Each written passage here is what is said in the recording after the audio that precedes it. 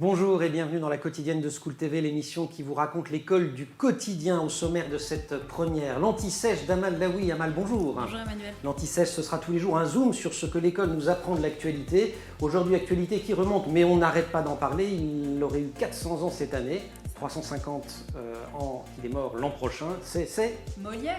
Jean-Baptiste Poquelin. À l'heure de la récré, on se retrouvera aussi à Amal. On a encore le droit et on va en profiter de se souhaiter bonne année. On va le faire de manière un petit peu particulière. Le dress code, c'est notre rendez-vous hebdomadaire sur la mode. Il vous sera présenté par Anne Tourné. On va parler sneakers. Et puis pour nous accompagner pendant toute cette émission, Marianne Obino. Marianne, bonjour. Bonjour. C'est le grand oral. Le thème SECPA, déconstruire les clichés. SECPA, déconstruire les clichés. Marianne Obino, vous êtes une toute jeune retraitée de l'éducation nationale. Vous avez travaillé à peu près à tous les niveaux, depuis la maternelle, la petite section, jusqu'au collège. Le lycée, je crois que vous n'avez pas essayé. Il sera peut-être temps pour une deuxième vie professionnelle. Et vous vous êtes notamment beaucoup intéressé aux enfants atteints de troubles psychiques ou de troubles comportementaux. Votre dernier poste, c'était donc la direction d'une SECPA, une section d'enseignement général et professionnel adapté dans les Yvelines. Et justement, un film sur les SECPA va sortir au mois d'avril et déjà sa bande-annonce a ému sur les réseaux sociaux. On va en parler, on va surtout parler de la SECPA. On regarde quand même l'objet du délit.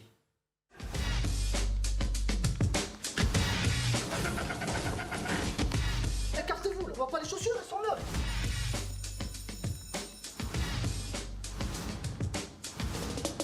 Non, c'est des noms. Voilà, personne qui s'assoit.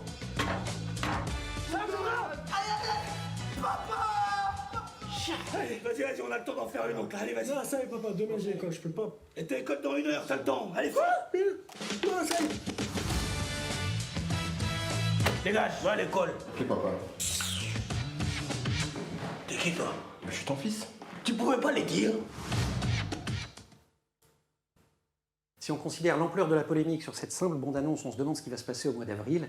Marianne Obino, avant même de la regarder, cette bande-annonce, vous étiez déjà énervée. Pourquoi ? Alors, quand je dis vous, pas que vous, je veux dire des centaines d'enseignants, notamment sur les réseaux sociaux. Bien sûr, puisque en fait ce film est caricatural et transporte des clichés contre lesquels on se bat pour justement faire évoluer les mentalités et l'acceptation de la différence.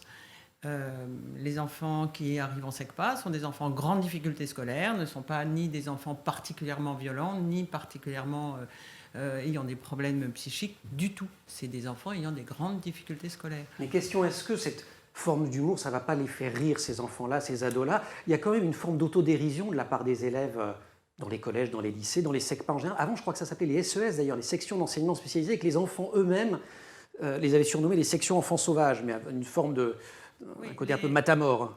Les SES accueillaient des enfants avec des déficiences légères et sans troubles associés. Les SECPA, ce ne sont plus cette population-là. Les SECPA, on accueille des enfants ayant des grandes difficultés scolaires, ce qui n'est pas du tout la même chose.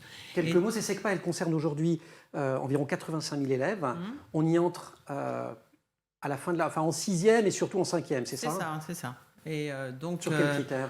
Justement, sur les difficultés scolaires rencontrées depuis toute la maternelle jusqu'au primaire.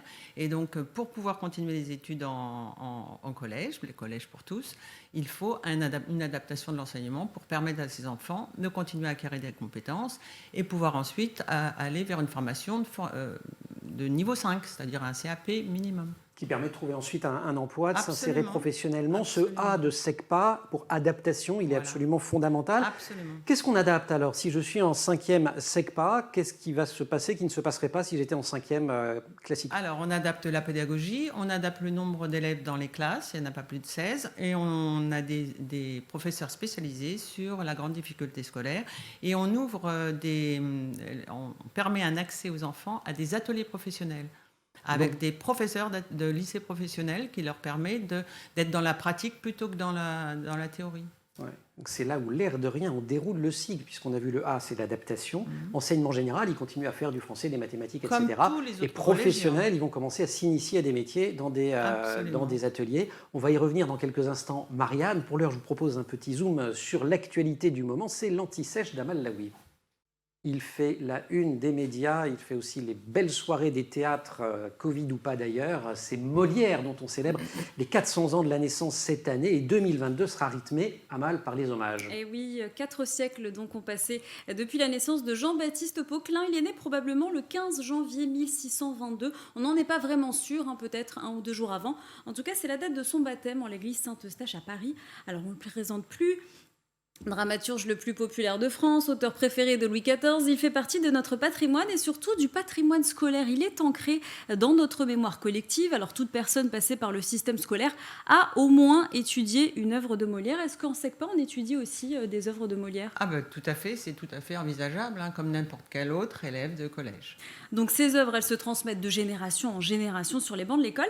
Mais ce qu'il faut savoir, c'est que l'étude scolaire de son œuvre, elle a évolué au fil du temps. C'est ce que je vais vous expliquer. Et j'ai un petit quiz pour vous, une petite question. Est-ce que vous savez depuis pour vous, quand... comme dans Pour moi. Exactement. Super, allons-y. Est-ce que vous savez depuis quand Molière est présent dans nos programmes scolaires ? Alors non, Alors Molière, mais j'ai mon anti-sèche. il est présent dans nos programmes scolaires depuis le début du 19e siècle, depuis 1803 plus précisément. Il est contemporain du baccalauréat en fait. Exactement. Alors On invente le bac, 1803... on met Molière au programme. 1803, c'est la date d'introduction du misanthrope dans les écoles en classe de rhétorique. Et à partir de là, il va rester dans les programmes scolaires sans jamais en sortir. Mais ce qu'il faut savoir, c'est donc que la manière dont on étudie son œuvre va sans cesse évoluer, et ce, en fonction des époques. L'école, elle va même construire un mythe Molière, un Molière imaginaire. L'expression n'est pas de moi. C'est ce que nous explique Isabelle Calais-Jarroc. Elle est docteure en didactique de la littérature et chercheuse dans son ouvrage Molière, un héros national de l'école. Et il va donc devenir l'auteur patrimonial par excellence. Alors ça, c'est le début, la classe de rhétorique, l'auteur patrimonial, le héros Molière. Comment elle va se traduire, cette évolution ? Eh bien, son œuvre, par exemple, elle sera au cœur de la politique d'instruction publique de la Troisième République, et ce, dans tout l'Empire colonial.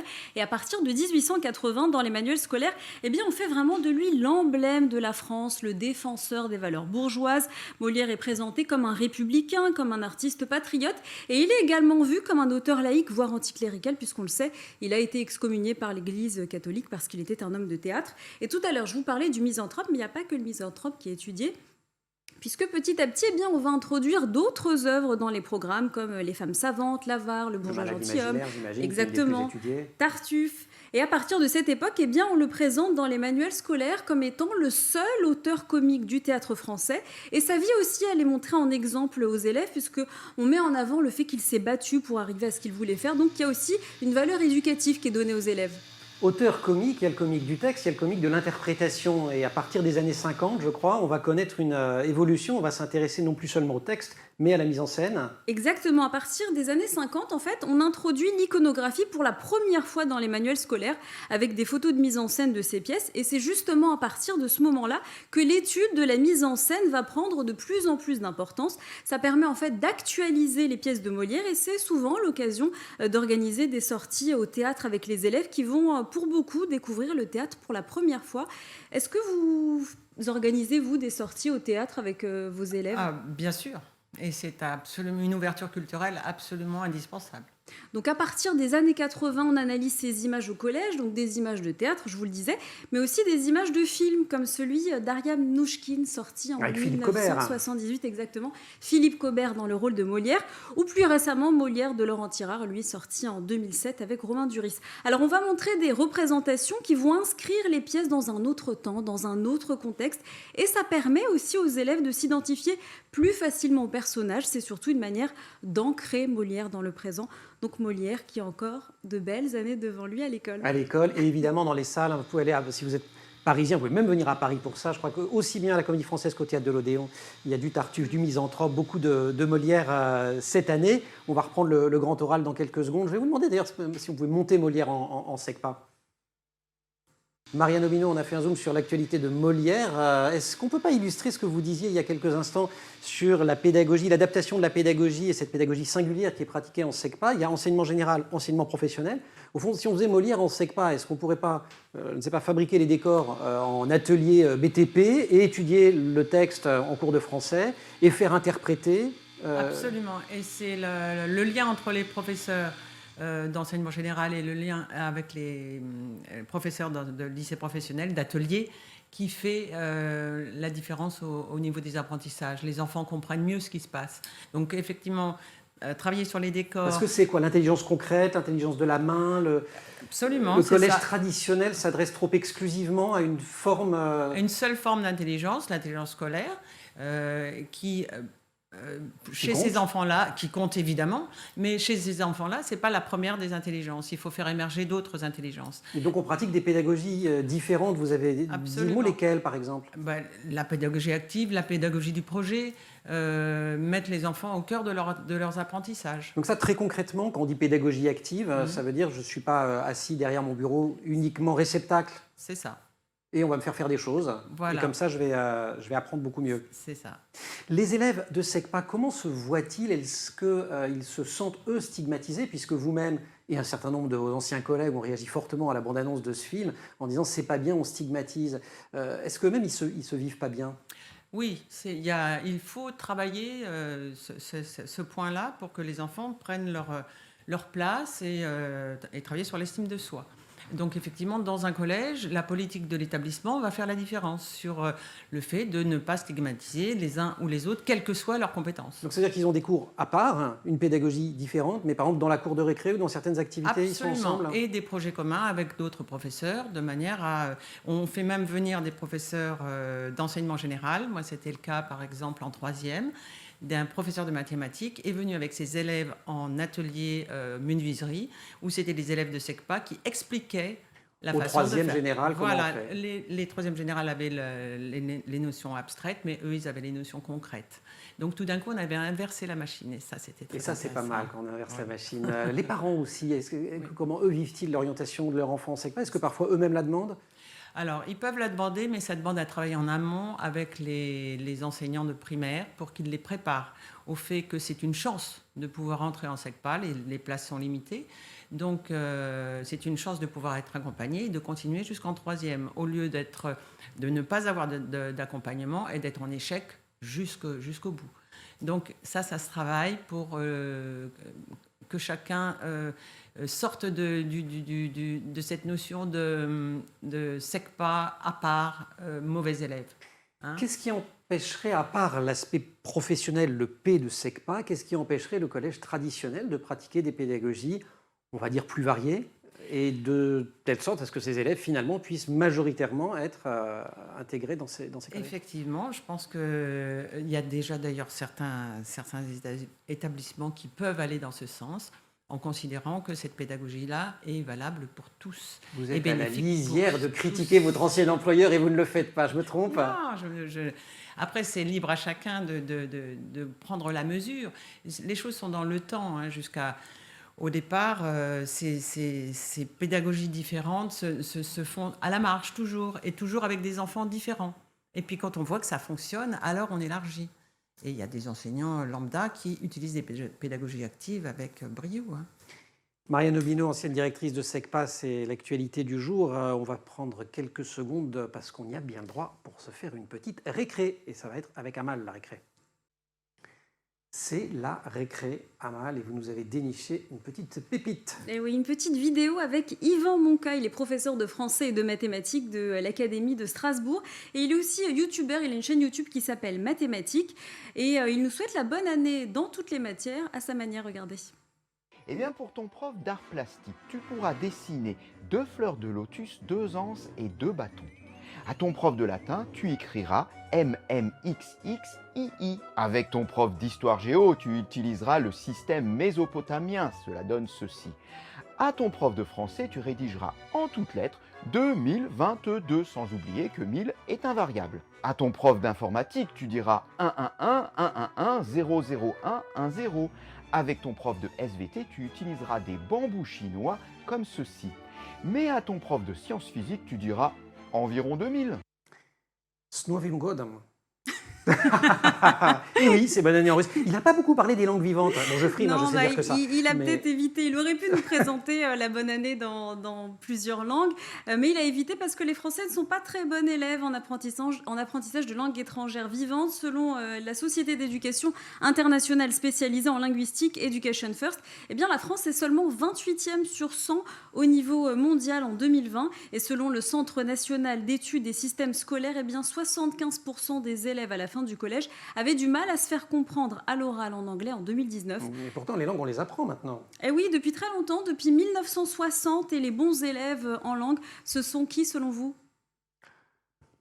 Mais Les pays du Nord, les Suédois, les 1803, en Néerlandais. 1803, Molière est entré au... Non, je me suis trompé de réponse.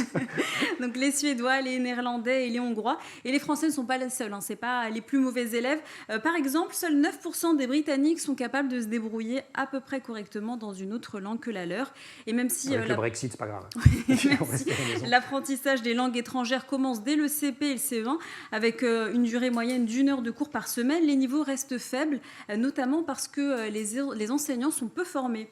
Alors il y a un petit point positif quand même dans tout ça, c'est que les jeunes comprennent un peu mieux l'anglais car ils y sont de plus en plus exposés. Ils regardent notamment beaucoup de séries en version originale, donc les plateformes Et les jeux Netflix vidéo par aussi, dans exemple. certains cas, c'est... Exactement, les jeux vidéo, parce qu'il y a beaucoup de jargon en anglais dans les jeux vidéo, donc il y a aussi un peu de positif dans tout ça. Marianne, à travers ce que dit Amal à l'instant, est-ce que finalement on ne retrouve pas ce que vous nous disiez, vous, sur l'adaptation de la pédagogie? Est-ce que c'est ça les pédagogies actives? C'est que parce que j'ai une motivation forte qui est de gagner un jeu vidéo, je vais m'intéresser à l'anglais? Est-ce que c'est applicable aux langues en fait? Ben, bien sûr, c'est le fait de pratiquer et le fait d'être très intéressé à apprendre qui fait la différence, évidemment, bien sûr. Et ce principe d'immersion qui peut être au cœur de tout à la fait. pédagogie. Et je suis à 100% Vous êtes à fond. À 100% d'accord. À fond. Bon, moi je vous dis Snowy Godam, c'était du russe? Surprenez-moi. Qu'est-ce que je peux vous dire? Sena Serida, Feliz Año Nuevo, Buon Anno, Happy New Year. Voilà, moi j'ai bien suivi les Wow. langues vivantes à l'école. Très, très, très, très bon élève. On se retrouve dans quelques instants avec Marianne Obino pour la suite de notre grand oral. Les SECPA, sujet de cette émission de la quotidienne de School TV aujourd'hui avec Marianne Obino, ancienne directrice de SECPA. Votre plus grande fierté de directrice, d'ancienne directrice de SECPA, c'est quoi? S'il y a un souvenir marquant, quelque chose dont vous êtes heureuse? C'est peut-être d'avoir mis en place avec mes collègues une mini-entreprise.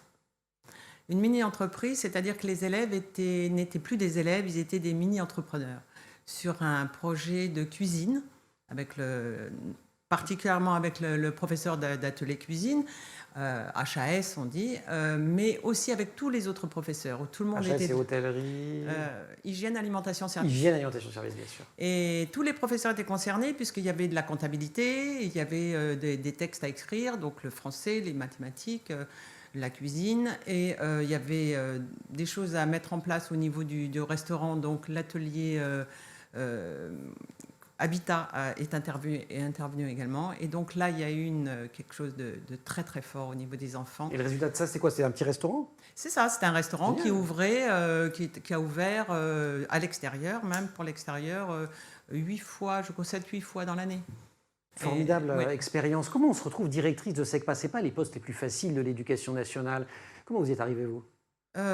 Par hasard. Par hasard, on m'a proposé un J'ai fait la poste. lumière, je suis rentrée, je me suis C'est dit, tiens, ça. il y a des élèves un peu difficiles, je vais m'en occuper. C'était Pourquoi un vous êtes moment devenue de... enseignante? Oh, C'était c'était votre rêve d'enfance? Une histoire de famille. Quand tout le monde est enseignant, on devient enseignant. Ça peut C'est un éclairer peu aussi. ça. Oui, c'est vrai, mais bon, à la fois, c'était une façon de pouvoir accéder à la notion de handicap, qui n'est pas le cas en SECPA, mais qui m'intéressait particulièrement. Et ça, vous l'avez fait? Ça, je l'ai fait également, oui, pendant une dizaine d'années. Je me suis occupée d'abord d'enfants déficients en IME, et ensuite d'enfants psychotiques ou autistes dans une classe d'inclusion scolaire en milieu ordinaire. Et qu'est-ce que ça vous apporte, vous? En quoi ça vous... Parce que déjà, être enseignant, c'est un beau métier. On transmet, on voit grandir les enfants, mais quand il y a cet obstacle supplémentaire que peut être le handicap ou la difficulté qu'un enfant ou un adolescent rencontre à suivre les cours dans le cursus classique? Eh bien, ce qui est intéressant, c'est qu'on n'a pas les clés. Donc, il faut chercher les clés et on est dans un espace de recherche. Et ça, c'est intéressant. Et parce que rien n'est écrit, il faut trouver les bons axes qui vont faire que les enfants vont s'apaiser et pouvoir avancer dans leurs compétences et dans leur apprentissage. Et On pourrait dire la même chose. Quel que soit l'âge, quelles que soient les difficultés, quelles que soient les personnes rencontrées. Mais c'est quoi la différence? Parce que ce que vous dites là, on pourrait le dire de n'importe quelle classe. La différence, c'est que là, on n'a pas le choix, c'est ça, finalement? Parce qu'il y a ce handicap, parce qu'il y a cette difficulté, Ah ben oui. on est obligé de se coltiner la question? On est obligé d'adapter et de réfléchir et de trouver des solutions différentes en fonction de chacun. Donc ça, c'est très, très important. Qu'est-ce qui a le plus changé au cours de vos 40 ans de carrière?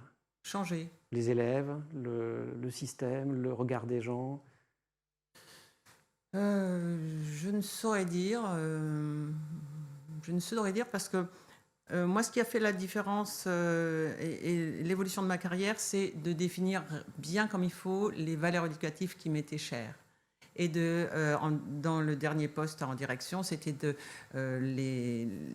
les faire vivre aussi avec mes collègues pour qu'il y ait une cohésion d'équipe et qu'on soit bien à propos de l'accompagnement de chacun, quelle que soit la différence, quelles que soient les difficultés de l'enfant.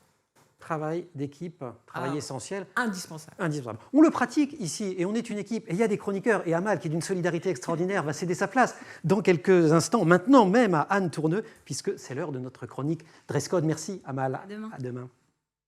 La grande question du soir, c'est qu'est-ce que tu as eu comme note à l'école? La grande question du matin, c'est comment je m'habille. Anne, bonjour. Bonjour Emmanuel. Anne Tourneux qui va animer cette rubrique Dress Code. Et pour commencer ce Dress Code, on prend les fondamentaux, le socle, les pieds, les sneakers. Et on va le faire en mode un petit peu scolaire. On va commencer par un petit cours d'histoire. Un petit peu scolaire. J'avais envie pour vous faire comprendre un petit peu le phénomène de la sneakers aujourd'hui, j'avais envie de vous parler d'histoire, de sociologie, de marketing, de SVT et terminer par du vocabulaire. Waouh, je vais avoir le bac à la fin de l'année. On commence avec l'histoire. Quand est-ce qu'elles sont nées alors ces sneakers? En 1917, elles sont apparues. C'est l'autre révolution de 1917. Exactement, exactement. Et c'est la société Uniroyale en fait qui a créé une filiale qui s'appelle Keds. Mais c'est des pneus. Voilà, exactement, spécialisée en caoutchouc et en pneumatique. Et donc, ça donne lieu à justement la première basket qui est en toile et avec une semelle en caoutchouc. Ils utilisent les pneus pour faire ça. Il y a un modèle tout à fait historique qu'on voit encore aujourd'hui qui va naître, pas juste à ce moment-là, mais pas longtemps après. Juste après, voilà, ça va inspirer la célèbre Chuck Taylor de Converse, qui on voit encore aujourd'hui sur le marché et qui ne cesse d'évoluer dans son design. Pendant des années, on utilise les baskets pour faire du sport, et pas que du basket, mais du sport. Mais il y a un tournant dans les années 80. Dans les années 80, c'est le début du Star System, avec un contrat avec le basketballeur Michael Jordan, qui donne le coup d'envoi en fait, de l'arrivée de la basket dans la rue. Avec une des marques les plus connues, c'était la Air. Avec la Jordan, justement. Jordan, absolument. Ouais. Et là, les stylistes commencent à s'y intéresser parce que ça vient de la rue. Exactement. Et que la rue est souvent une source d'inspiration en mode. Exactement. Et c'est à Harlem, en fait, un styliste qui s'appelle Dapper Dan, qui a vraiment frappé l'histoire de son saut et qui habille les rappeurs, qui va faire rejoindre les deux univers de la mode luxe et de la rue. La mode, c'est aussi la musique. Exactement. Donc, vous voyez tout de suite la connexion. En 1990, c'est l'avènement du hip-hop et ça va valider la basket sur l'échelle planétaire. Donc, on fait toujours de l'histoire, mais on a pris un petit cours de musique en écoutant du hip-hop. Voilà, et alors, voilà. le Et c'est luxe. en 2000 qu'apparaît justement le luxe qui rentre dans le game de la sneakers, justement, avec des collab shops produites en petites séries bien annoncées. Et c'est là qu'on voit les prix C'est quoi une collab s'envoler. choc? Des collabs de choc. Alors, parce ils font appel à des designers et à des artistes extrêmement connus et réputés. Donc, ça a commencé avec Jeremy Scott, Pharrell Williams, Kanye West.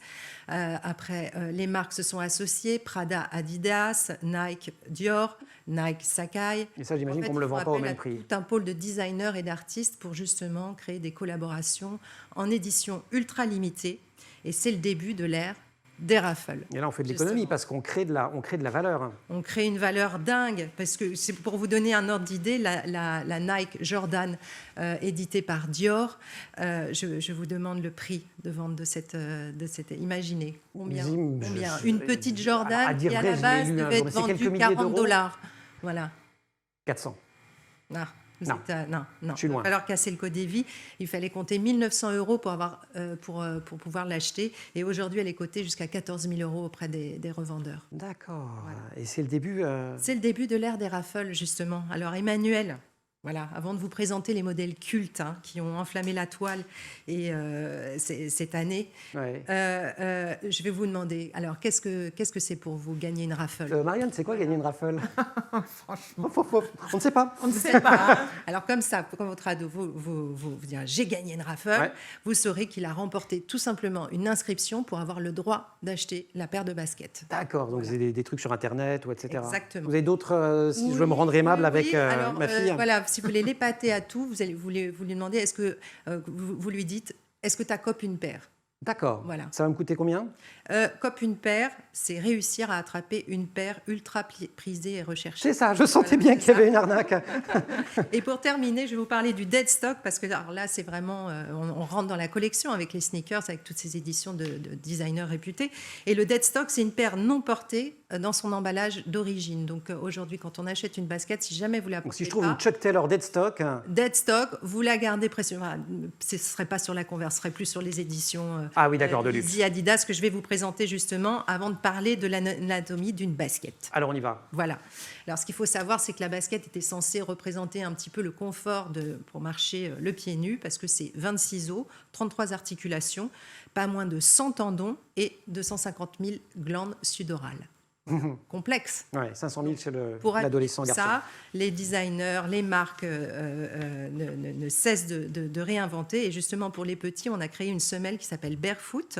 Donc, c'est une semelle spéciale qui favorise une bonne posture, dont l'effet, justement, reproduit celle du pied nu. On attend de voir ça arriver dans Ce qui veut dire que les chaussures de femme. votre bon conseil de styliste pour les mamans des tout petits, c'est quand même de dire on pense d'abord à la santé avant de penser à la mode quand même. Ah, voilà, en Priorité. tout premier lieu. J'ai bien scindé les sujets. Ouais, c'est ouais. très important pour justement avoir un bon apprentissage de la marche dès le début. C'est pas la mode à tout Voilà, prix. donc le Barefoot, Pomme d'Api, Spring Court aussi, parce que c'est une marque dont on parle peu, mais qui fait des chaussures depuis 1936, et avec une semelle justement spécialement étudiée, qui est très très juste, et stylistiquement, je valide. Et alors pour les ados et les adultes, en gros, il y a 3 grandes catégories. Il y a 3 grandes catégories.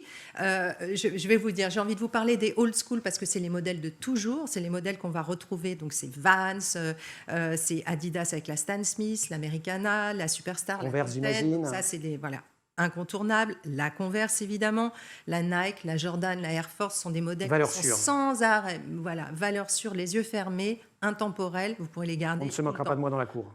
Exactement. Vous avez les Autry aussi qui sont en plein retour. C'était une société des années 80 qui est restée 20 ans en sommeil et qui relance aujourd'hui exactement le même modèle d'avant et qui fait un carton plein. Deuxième catégorie. La deuxième catégorie, je vais appeler ça le New Cool. Donc ça, c'est vraiment sous l'ère des ultra collabs justement qui sont distribués en raffle. Donc je parle de Adidas Prada, de Yeezy avec Adidas, de Dior, Sacai, Off-White chez Nike. Vous avez aussi les New Balance de toutes les couleurs, c'est de rajouter des modèles chaque année, les Nike Air Max Pre-Day, les Air Force One Fontaka que j'ai mis Donc pareil, c'est les valeurs sûres de la New Cool. Et puis il y a une troisième catégorie, c'est que je pratique beaucoup d'ailleurs à titre personnel. Voilà, ce sont les sneakers de ville Oui, voilà. qui sont apparus, donc voilà, clairement inspirés de la sneakers sportive et celle qui est arrivée dans la rue. Aujourd'hui, il faut savoir que toutes les marques de luxe proposent leurs propres sneakers. Donc vous en pourrez en trouver chez Balenciaga, chez Valentino, chez Gucci, chez Saint-Laurent. Et puis également, on voit une nouvelle ère de sneakers arriver qui s'appelle la sneakers durable, donc Veja éthique, Igwe, les baskets couture durables. Et après, pour les sneakers de ville, vous avez tous les modèles New Balance et justement Golden Goose qui chaussent les D'accord. pieds des fashionistas. Formidable. Anne, merci beaucoup. Si je veux gagner des sous, en fait, je les laisse dans leur boîte. Exactement. Je vous conseille, Je les porte ne pas. les portez pas. Et voilà, si vous avez un doute, surtout ne les portez pas, vous les revendrez à prix d'or. Anne, merci. C'est un vrai sujet, le look Oh, c'est un vrai sujet. des enfants, des ados. Il y a un vrai sujet d'éducation même.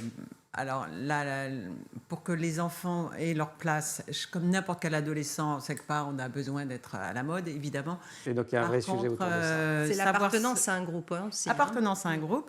Par contre, savoir se présenter devant un patron, ça demande aussi des règles et que ça. Et là, on s'habille bien. intervenir. Voilà. Merci beaucoup, merci Anne, merci Marianne. C'en est fini pour aujourd'hui. Vous restez évidemment sur School TV. Et puis nous, on se retrouve demain matin et en permanence sur Internet.